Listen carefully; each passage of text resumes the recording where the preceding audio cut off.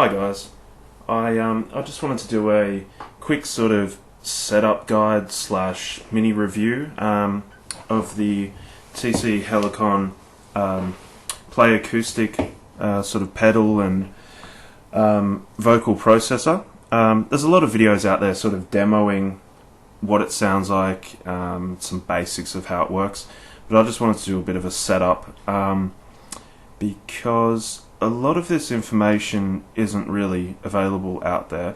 You can basically download the menu and go, the manual and go through the whole thing and find a lot of this information. But I know a lot of people are pretty lazy and can't be bothered with that. I sort of read through the whole manual because I don't mind that sort of stuff. If you do want to read through it, it's kind of well written. It's a Canadian company, so it's not written in English or anything, and it's all pretty light-hearted. The way it's written, it's quite nice.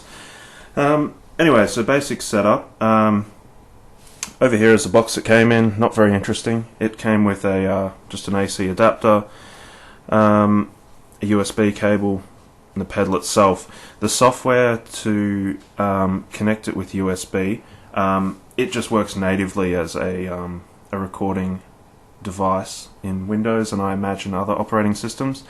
The software to do firmware updates and stuff is available from the TC Helicon website. It's not very big and pretty basic software. I should stop rambling on. My first thought when I got it out of the box, it's very well constructed. It's all steel, well, yeah, some sort of metal. It all feels very sort of rugged, and I think if you looked after it pretty well, this would last. In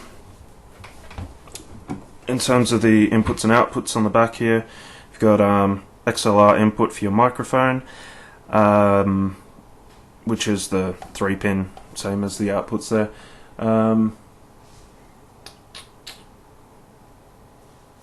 I'm just going to look at my notes so I don't ramble too much. Okay, so yeah, it does have fountain power, which basically powers the microphone, so you don't need to have a battery in it. I think that can be turned on and off in the setup if you don't want phantom power for some reason. Guitar input is just the standard 1/4-inch TRS. Then you've got the pedal input. TC Helicon sell something called a Switch 3, which is basically another 3 switches like this, which you can assign to do various things. I think it's very customizable in terms of what you can make them do. You can make them activate the looper or certain effects, that sort of thing. I don't have one, but that would be something worth getting. I think they're about sort of $80 Australian. Yeah, then you've got the outputs here. So I think it splits. It has a few modes, so it'll split the voice on this channel all the way left. It'll split the guitar this way, but you can also, I think you can combine them, or you can have them both as sort of stereo outputs. I haven't hooked it up to a mixer yet, so I'm not 100% sure. One of the complaints here is that it doesn't have a 1/4-inch output for a guitar to plug into an amp or something like that, but it's for an acoustic guitar, and you usually don't have an acoustic guitar plugged into an amp. It's usually going straight to a PA system. So they do have a model called Play Electric, which is for an electric guitar. You might be wondering, can you plug an electric guitar into this? The answer is yes. I tried it just before. The only problem is that on an electric, you need to use a clean input. On an electric guitar, it's pretty rare that people play with a clean input or output. You want to send it through a distortion pedal or something like that. This processor here would only be useful if you wanted to play clean electric, or electric with just a little bit of reverb and compression. I don't know, unless you have a cable from your XLR to a 1/4-inch and then put it through an amp or something like that. But I think you're just confusing yourself. It's not really what it's designed for. You could plug a keyboard or something into it if you wanted to. Basically the way it works is your guitar input is used for automatically detecting the key of the song, and that's used for the harmonies and all that sort of stuff that this processor does. So what it does in this order is it'll use a guitar input. If it doesn't find a guitar input, it'll use the auxiliary input, which you can plug your iPod or something into. It's probably not going to work that well if you've got really processed music going into it, but if it's a more simple backing track, it probably will work to detect the key and melody and everything. Then, cleverly, it even has microphones on board which will detect any sort of musical instrument around the pedal itself and try and determine the key and the melody from that. So pretty clever, pretty well thought out. Like I said, feels very solid. You've got your microphone gain on the side here, so just play around with that, and the guitar gain is in the setup menu. Basically what you want to do, this is something that's in the manual as well, you want to play your guitar, and this light here, when you're playing the guitar, will light up green when the guitar's quite loud, and that means you've got your level set about right. If it goes red, it means it's clipping, so it's going to be distorting. And then you sing into your microphone, do the same thing, sort of sing the loudest you would normally sing, and adjust the gain on the side here so that it's green when you're singing quite loudly. And then you've also got the settings here. I use the headphone output here, and just to a cheap set of headphones, and that can be useful as sort of your monitors or foldbacks, so you don't bother your neighbours. And there's it's kind of annoying in a way, but the volume setting for that is also in the setup menu. There's no sort of hard switch, proper hardware switch or anything. And then you've got a little thingy here, so you can lock it down to something if you've got the steel cable, whatever they're called, those locks you use for laptops, and your power input, of course. Switches on the front, blah blah blah. I don't need to go into this, everybody else has already done it. Yeah. So my experience. That's one more thing I wanted to cover. So it works as a USB recording device. Basically, when I first plugged this in, downloaded the software. You don't need the software, for the recording device. I noticed that on Windows it's not enabled by default, which is really strange. So you can't actually use it as a recording device by default, but that's quite easy. You basically just go into your control panel, into playback devices and recording devices, and you'll find it comes up as an analog device there, and you just right click and click enable. And then it's available as just an audio, kind of like a microphone input is in any software. So you can record with Audacity, which is a free open source bit of software, or you can use it in anything sort of more professional like FL Studio or any sort of editing or music composition sort of software. So when I first plugged it in and got the software up and running, it did a firmware update, and that worked very well. Thankfully, it didn't brick the device. And one of the features they added was something that people were whining about a bit, which was being able to set a custom guitar preset per vocal preset. So now you have that option, which you can turn on and off. So you can have the one guitar setting for all vocal presets, so it's unaffected by what vocal preset you're using. Or you can have custom per vocal preset, I believe. So that might be very useful to some people. It supports up to 500 presets, so it comes with about 100, and then you can, a bit over 100, and then you can actually, I think you can download some online, or you can create your own. You can basically find one that you like, roughly, and you can copy it, name it something else, and then start tweaking it and playing around with it. So that's quite easy to use. The menus are reasonably intuitive. It's, considering it doesn't have a full keyboard or anything on it, it's quite easy, quite nice to use. Into the sort of mini review. My experience is that it doesn't work. I'm actually very, very impressed. I thought I'd get it, and the harmonies would sound really robotic or really fake. They actually sound really good.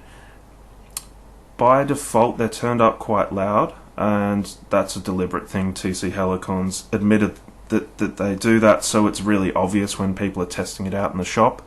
They can hear the effect that's going on.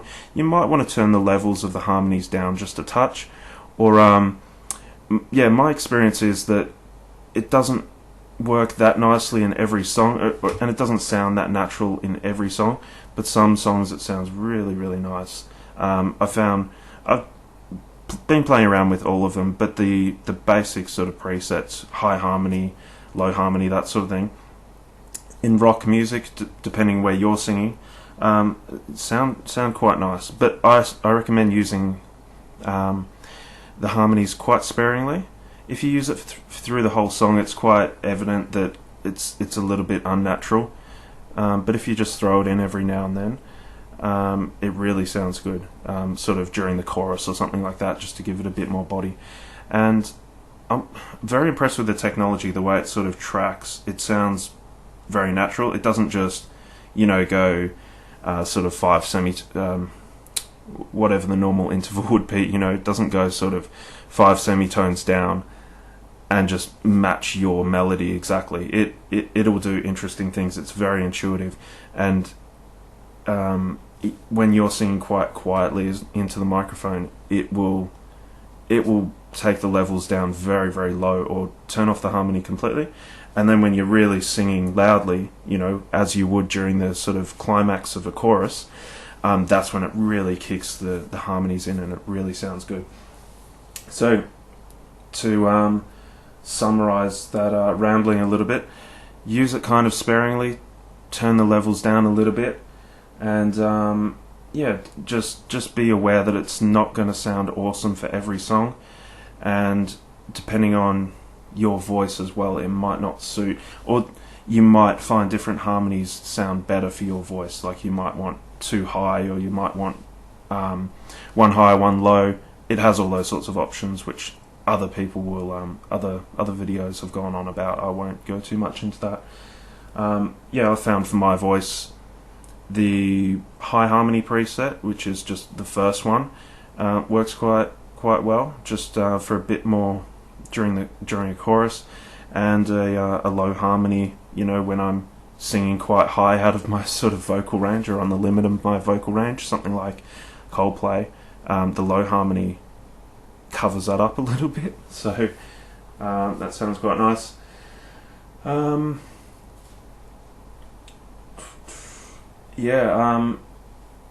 In terms of any complaints I have about this, nothing, to be honest. I've only been mucking around with it for a couple of days, so I might have some complaints in the future, but this is really, really well thought out.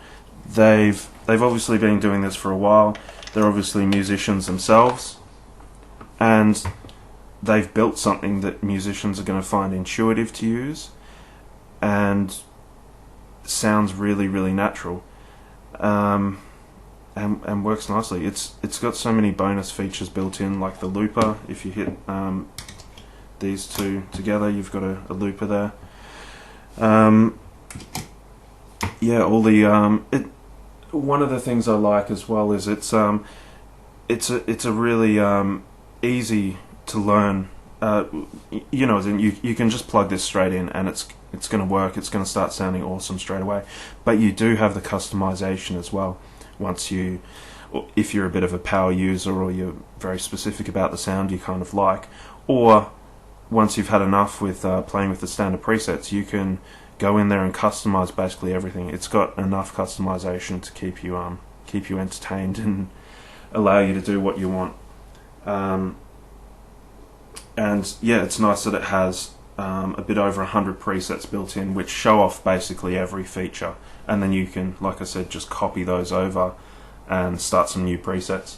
I believe you can with the computer software. You can add presets in there and maybe mess around with the presets a little bit.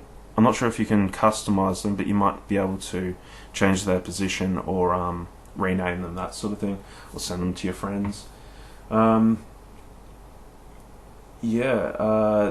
was pretty much all of my points.